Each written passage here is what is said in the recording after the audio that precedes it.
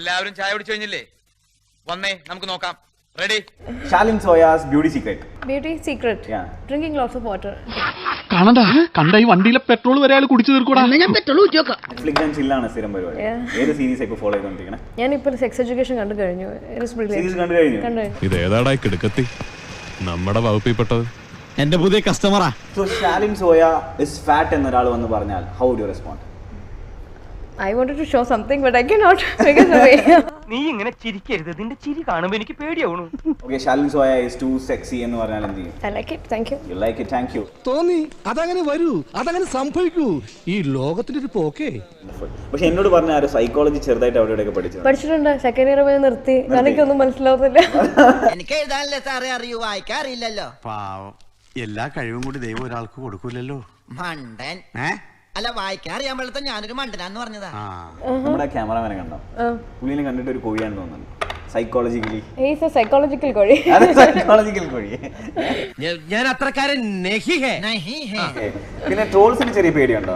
ഇപ്പൊ ഞാൻ very famous എന്ന് പറഞ്ഞില്ലേ, അപ്പൊ ഞാൻ ട്രോളാണ് ആലോചിച്ചത്.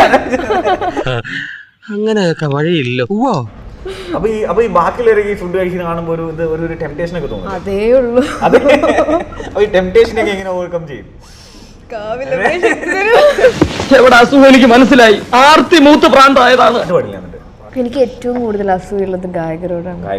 എനിക്ക് പാട്ട് പാടാൻ അറിയില്ല. അതെങ്ങനെയാ? കർത്താവ് അടിയുള്ളവരെ കൊണ്ട് അറിയാൻ പറയില്ലല്ലോ. ഫിലിം സെറ്റിലൊന്നും റാഗിങ് ഉണ്ടായിട്ടില്ലേ? പുതിയതായിട്ട് ഒരാൾ ചെല്ലുമ്പോൾ ചെറുതായിട്ടൊന്ന് റാഗ് ചെയ്ത് വിടാം, ഒന്ന് പേടിപ്പിക്കുക. എന്റെ ദൈവമേ, അതിന് അങ്ങനെ ഒരു എക്സ്പീരിയൻസ് പറയും. എനിക്ക് വളരെ സങ്കടകരമായിട്ടുള്ള ഒരു അനുഭവം ഈയിടെ ഉണ്ടായി. ഓക്കെ, റാഗിംഗ് എന്നാണോ തെണ്ടിത്തരം എന്നാണോ പറയേണ്ടതെന്ന് എനിക്കറിയില്ല.